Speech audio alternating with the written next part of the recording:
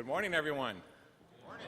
Thank you so much for joining us for part 3 of our healthcare IT curriculum that we've pulled together. I see a lot of familiar faces, but we're missing a few too. But hey, it is Thursday morning after a late night last night, I'm sure, for many. We're glad that you're here. And a couple of key things. Jennifer was passing out the book.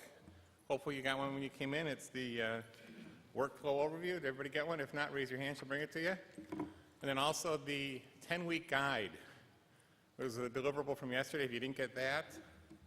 And that's this right here. We got a few extras of these. We asked, though, let's make sure everybody gets one before people take 2 or more. If we could do that. And a quick reminder, the session is being recorded. I ask that you please turn your cell phones off or on vibrate or quiet and not hear a tweet while in the middle of the session. Also, if you're tweeting, speaking of tweet, the hashtag is BKWY10, and only tweet nice things, nothing bad. And I'd like to introduce our speaker, Patti Dodgen. She's the CEO of Hielix out of Tampa, Florida. She brings a depth of experience in the healthcare IT space, and she's done a tremendous job in building the document you have in front of you today. And her company does a range of things in the health IT space, from electronic medical records to statewide health information exchanges. And today she's going to share with you her experience, and I think give you guys a really good lesson in the health IT opportunity that we've been driving home. We also want to make sure this is an interactive session. We want questions. There's microphones set up. So if you've got a question and it's appropriate for the general audience, great.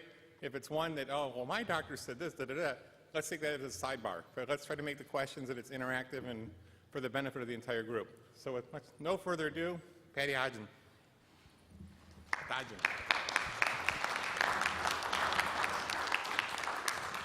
Thank you, Bob. Thank you. Well, good morning, and thank you so much for sticking with us long enough to see this session. This is a long conference, and I've done lots of long conferences in my career, and I know what it's like to be dragging on the last day. So I applaud you all for being here and appreciate you coming.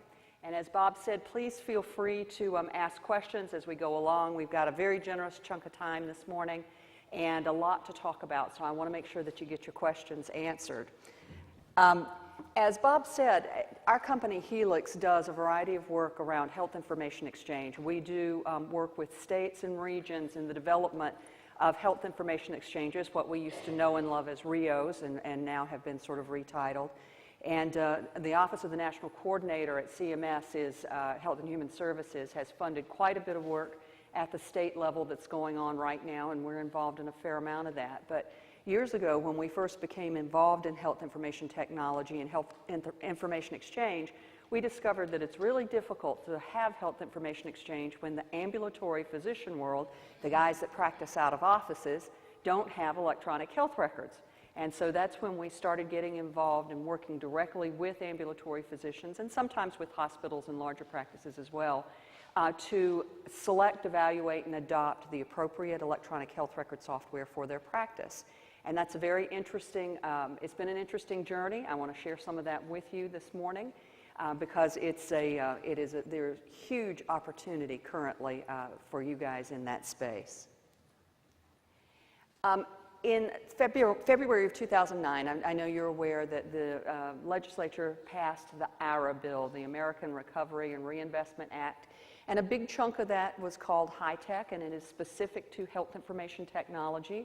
And a fair chunk of funds were set aside in order to support the adoption of health IT across the industry. This goes back actually to the Bush administration when Dr. David Brailer was the national coordinator for health IT. And the studies that you may have seen in 2004 when George W. Bush issued an executive order that said within 10 years or by 2014, every American will have an electronic health record. That was when the studies had shown that despite the fact that the U.S. spends trillions every year on health care, number 1 in spending, but number 37 in terms of the quality of outcomes and quality of health generally and comparatively. So all of this culminated in February 2009 with the passage of the bill, and that bill is just about to be actually activated, as you will, if you will. There are two programs providing stimulus funds to doctors and hospitals. One is being administered through Medicare at the federal level, and the other is being administered through Medicaid. And those dollars are set aside to either reimburse or pay physicians to buy computers and computer software and become quote-unquote meaningful users of certified health information technology. There's about $18 billion specifically set aside to support that adoption, and other monies as well having to do with some of the national and state and regional efforts. But the $18 billion is specifically for hospitals and doctors to go out and purchase electronic health record software and to begin to exchange data electronically. The final rules on meaningful use and certification of health IT, or the software systems, were released on July 13th. And just to sort of underscore what I said about the level of opportunity that's available to resellers in this vertical, my phone has not stopped ringing since July 13th.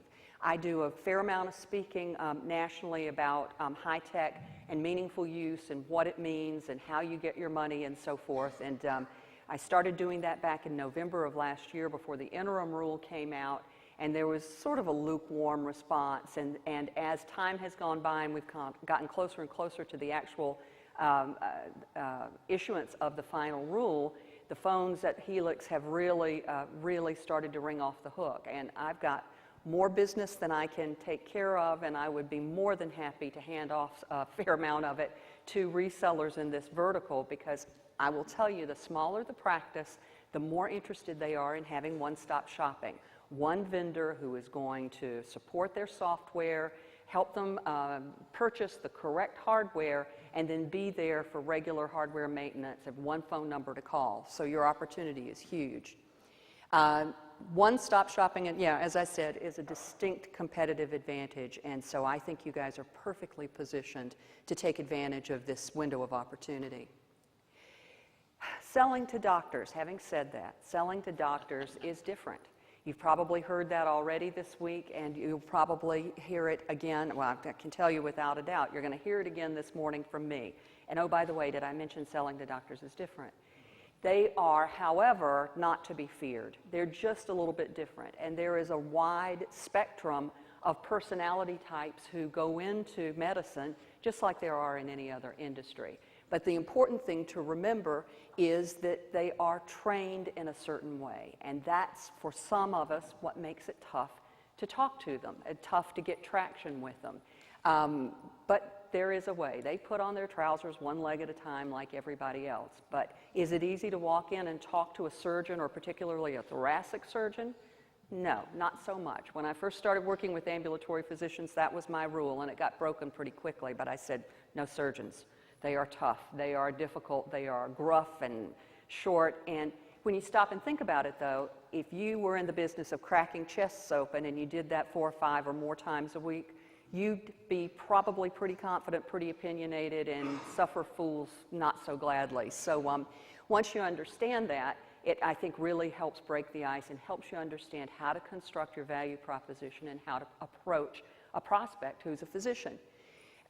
They go through years and years of training, at least 8 years of training, and sometimes more depending on the specialty. Medicine is a stringently and highly regulated system, and so this is the world they live in and they practice in. And during those 8 years of training, they get pounded into their heads that they have to be independent, autonomous decision makers, because somebody's life could be on at stake. So they come out at the back end of that somewhat opinionated, but they are independent decision makers. And while some of them are real people and they're there because they want to help people and make a difference, in particular, that's what you'll find around primary care physicians. That would include your internists, family practitioners, OBGYNs, and pediatricians. But at the other end of the spectrum, you'll find doctors that are more pure scientists or empiricists, and they're only going to be interested in the empirical data, excuse me, and you're going to have to make that case for them from a more scientific approach. Excuse me, let me get a bottle of water here. The ambulatory physician world is changing at a variety of different levels right now. Not only are they being told that they need to consider adopting health IT, and believe me, they feel like it's a mandate, but it is not a federal mandate. It is an optional program. However, if you don't participate and you are a Medicare provider, after 2015, you can expect your Medicare reimbursement to decrease 1% per year for 5 years. So it feels like a mandate to them, although it's an optional activity. But not only do they feel like they're sort of having IT crammed down their throats, those that are Medicare fee-for-service providers, and that means they receive a fixed payment based on the kind of interaction or the kind of procedure that they undertake with a patient, those guys and gals just barely have their nostrils above water. It is a very, very tough proposition to make a living in fee-for-service. And so you see these practices that are challenged to see, once upon a time, a 15, 18 patient day was a full day for an ambulatory physician. Now you hear 25, 30 to 40 patients a day. So it's just like a turnstile just to stay above water. And most of these guys don't want to see that many patients a day. They want to have the luxury of taking however much time it takes to see the patient, particularly those primary care physicians. So they feel like they are just on, they're in the hamster wheel constantly. And it's very concerning to them to be in the hamster wheel, because if suddenly I'm used to seeing 25 patients a day and I've got to ratchet up to 40 a day, what does that mean in terms about my risk for making a serious medical error? Well, it means that risk is definitely going to go up. So they are very, very challenged. They feel like they're being told they must do this. And now all of a sudden, the market is flooded with software vendors. There were, before Christmas, about 300 EMR or EHR packages available out in the marketplace. And shortly after Christmas, when the interim rule was made public, there were 400. Now, what we're about to see over the next 2 years is a tremendous contraction within the marketplace, and that not all of those are going to be certified. A package today that has not achieved at least 2006 CCHIT certification has little or frankly no chance of getting to the 2011 certification rules. It's just that the gap is too wide. And those that are only at 2006 certification are going to be sorely challenged to get there. I tell my physicians, if you're not looking at a 2008 certified product, you really need to go shop somewhere else, because it's daunting. All of the certification rules have been built sort of like layers of sediment, in archaeology. So the foundation for 2006 underlies 2008, which underlies 2011. So that is very, very difficult. But it's not as though these doctors weren't already inundated with pharmaceutical representatives. I don't know how many of you have ever gone in to make a sales call in a physician's office, but it's not unusual to be sitting out there with 3 or 4 or 5 pharmaceutical reps who all tend to be young women in their late 20s with black pants and a blazer, their tablet, and a box of donuts or a plate of sandwiches for the staff, and they're there to drop off their samples and get their tablet signed. So they're inundated with this, and now all of a sudden their phones are ringing off the hook with software vendors that are scrambling to get a toehold in the market. HIMSS, which is the Health Information Medical Systems Society, I don't know if probably most of you are familiar with HIMSS if you've been working in the healthcare space. They did a survey a little while back, and they determined that the level of traffic coming and going in a physician's office, the practice administrator or manager and the physicians themselves could literally book their day full with just pharmaceutical reps and medical device salespeople and so forth. And now you add on all these other calls. So they're feeling very stressed and very strained.